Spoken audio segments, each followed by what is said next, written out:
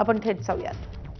आणि मग आपण त्या ठिकाणी भाऊसाहेब पंजाबराव देशमुख निर्वाह भत्ता योजना सुरू केली आणि त्या योजनेच्या अंतर्गत विद्यार्थ्यांना त्या ठिकाणी शहरामध्ये राहण्याकरता त्यांच्या खोलीचं भाडं, त्यांच्या जेवणाचा खर्च आणि त्यांच्या पुस्तकांचा खर्च हा देण्याकरता योजना सुरू करून 60,000 रुपयापर्यंत त्या ठिकाणी विद्यार्थ्यांना तो खर्च देण्याची सुरुवात आपण केली की जेणेकरून फी देखील अर्धी झाली पाहिजे, राहण्या खाण्याचा खर्च देखील मिळाला पाहिजे आणि त्यातनं चांगल्या पद्धतीनं विद्यार्थ्यांना शिकता आलं पाहिजे.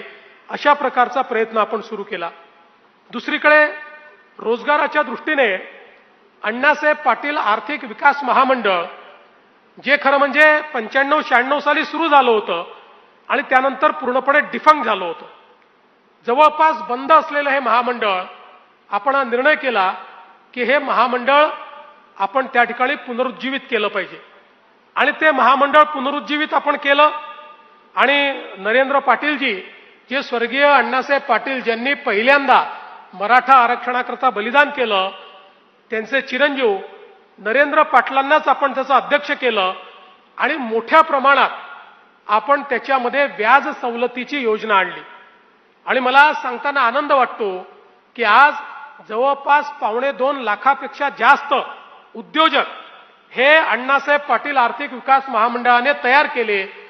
कारण आपण त्याच्यामध्ये हे सांगितलं, यापूर्वीचा अनुभव असा होता की आपण महामंडळ तयार करायचो, त्याच्यामध्ये मुलं कर्ज घ्यायचे, दुर्दैवाने ज्या गोष्टीकरता कर्ज घेतलाय त्याच्यावर वापरायचे नाहीत आणि मग ते परतही करायचे नाहीत कारण कुठेतरी वेगळीकडे ते खर्च केलं असायचं.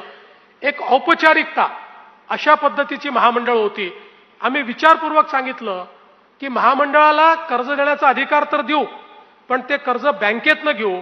म्हणजे मग बँकेमध्ये जर कर्ज मागायचं असेल तर त्या ठिकाणी प्रोजेक्ट रिपोर्ट तयार करावा लागतो, त्याकरता सर्वे करावा लागतो, त्याकरता तुमच्याकडे व्यवस्था आहे की नाही ती दाखवावी लागते.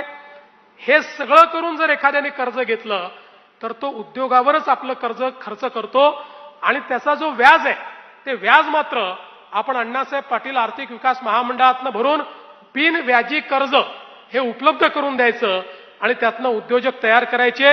आणि मला आनंद आहे की नरेंद्र पाटलांनी गावोगावी दौरा केला आणि प्रत्येक ठिकाणी बँकांच्या आम्ही बैठका घ्यायचो, बँकांना टार्गेट द्यायचो आणि आज जवळपास या ठिकाणी मला आनंद आहे की 2.25 लाख आपले उद्योजक हे आपण तयार करू शकलो आणि वर्षाला केवळ व्याजापोटी 1500 कोटी रुपये आपण भरतो आणि जवळपास 7,500 कोटी रुपयाचं कर्ज हे आपण अण्णासाहेब पाटील आर्थिक विकास महामंडळाच्या माध्यमातून वेगवेगळ्या उद्योगांकरता त्या ठिकाणी उपलब्ध करून दिलं.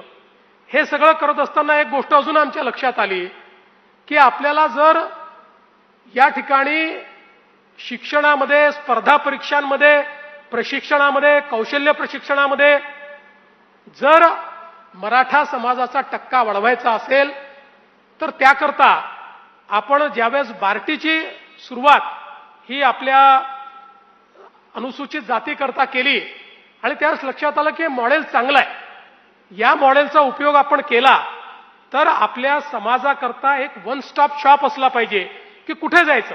मुलांना माहिती असतं, काय करायचं माहिती नसतं. वन स्टॉप शॉप अशी एक संस्था उभी केली पाहिजे की जी संस्था प्रशिक्षण पण देईल, जी संस्था त्या ठिकाणी वेगवेगळ्या प्रकारचा अभ्यासक्रमाकरता तुमची तयारी पण करून घेईल, जी संस्था वेगवेगळ्या प्रकारे कौशल्य देखील आपल्याला देईल.